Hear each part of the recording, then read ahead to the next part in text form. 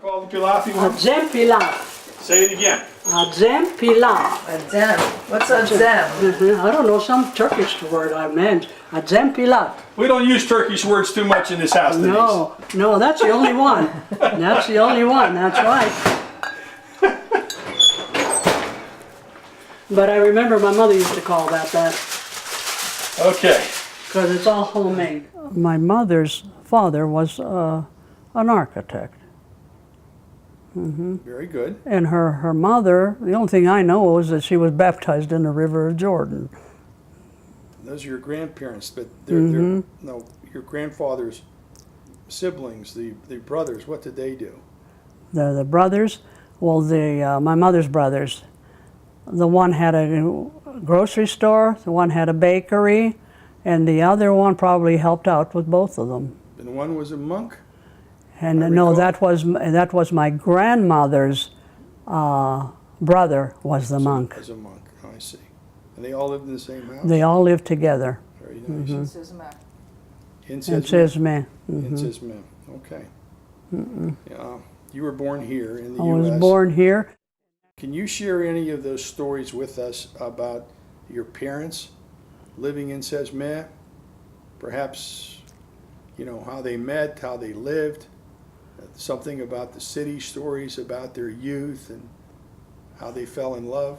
Well, they were in the same neighborhood, I know that.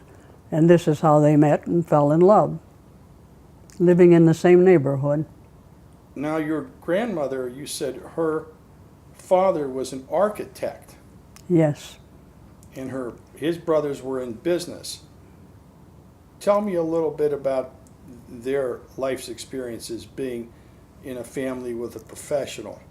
Did they have an affluent lifestyle? Were they were wealthy? They family? were wealthy in that sense because, you know, they were in business.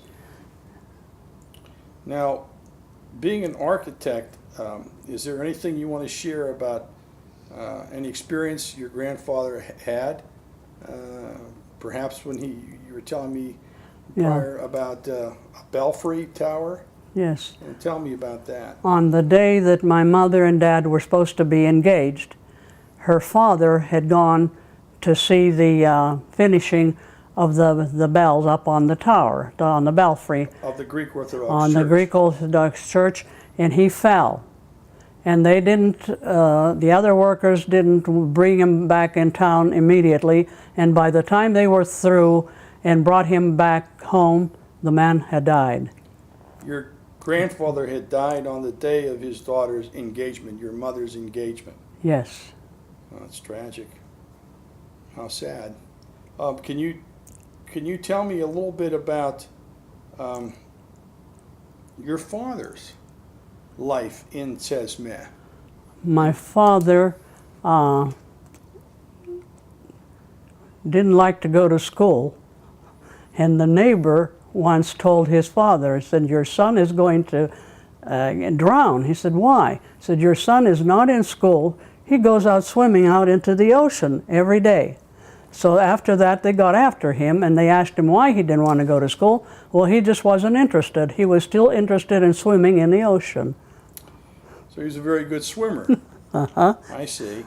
So he came from a meager background, a common background. Yes, he did. And your grandmother came from a more affluent home, you know, with professionals and the baker and the grocer and everyone lived in one home, so all the money came to one home. Mm-hmm. So tell me a little bit about a story you were sharing about when they went shopping. When your grandmother went shopping, how did she go shopping? Well, they used to go shopping along with my mother, the grandmother and my mother, and naturally the coachman would come and pick them up with the parasol and whatnot, and they would take them to Smyrna, where they would buy the bolts of silks and everything for their clothes. And this is how they would come back with the bolts of material and had dressmakers make them all their clothes. So they had a coachman, a carriage, a parasol, and white gloves to go shop in Smyrna, where they would buy bolts of silk to go back and make their own clothes. Yes. How did that contrast with your grandfathers stopped? Well, then my mother's parents really didn't want my father because naturally he was not that same class.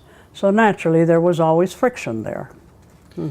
But at the end anyway, we ended up getting married. Well, let me ask you,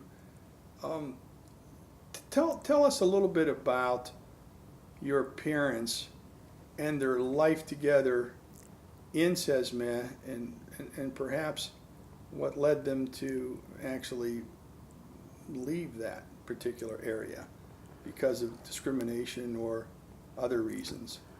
Well, they left that area on account of the Turks that was after them. They didn't want them even staying in their country.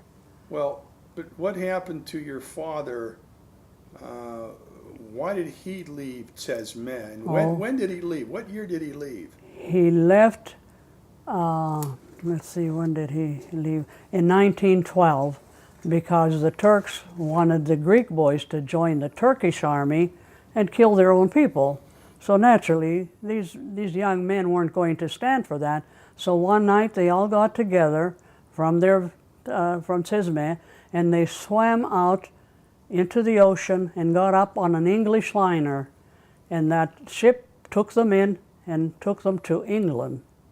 So the boy Haralambi, who never went to school but was a great swimmer, jumped in the quay at night with his buddies from the neighborhood to escape Turkey's conscription into the army because they did not want to do battle against Their own native Greeks. people. And he ended up on a British ship. And from there he went to England. And eventually ended up in In the United States, in Vandergrift, Pennsylvania. amazing. Now, were they engaged, your mother and father, at that time when your father left Turkey in 1912? Yes, they did get engaged before he left, yes. But they weren't married. No. So that left your mother back in Turkey, in Sesme. Yes. Okay? Well, tell me about her journey then. What happened to cause her to leave Sesme, and where did she go? Well, because at that time, then after my father left, because they wanted him to join the Turkish army, they were really after the Greek people there. The Turks were raping the young women. They were just real mean to them and nasty, so naturally they had to leave. Otherwise they would have been killed. So they left and they went to Chios, and that's how she got away from Turkey. Now, your mother was a young woman at that time. Yes. My guess is 21 years old. Did she leave on her own? Did she leave her country on her own? Or did someone go with her to Chios? No, she left on her own, except for some of her maybe nieces or nephews, but otherwise her father had already died, and with her mother, but maybe not on the same ship. But later on, her mother joined her in Chios. In Chios. Now, in Chios, were they discriminated against in Chios when they came because they were refugees from Turkey? Yes, they didn't like them because they had come from Turkey, and instead of them, well, in fact, they had them living in real poor conditions. They gave them a place to stay underneath some steps outside, which, you know, if it rained, they got wet or what. And then after that, they just tormented them. They called them all kinds of names. Instead of them calling them refugees, they used to call them the Greek word, you know, instead of saying prosvies, they used to call them prostiches.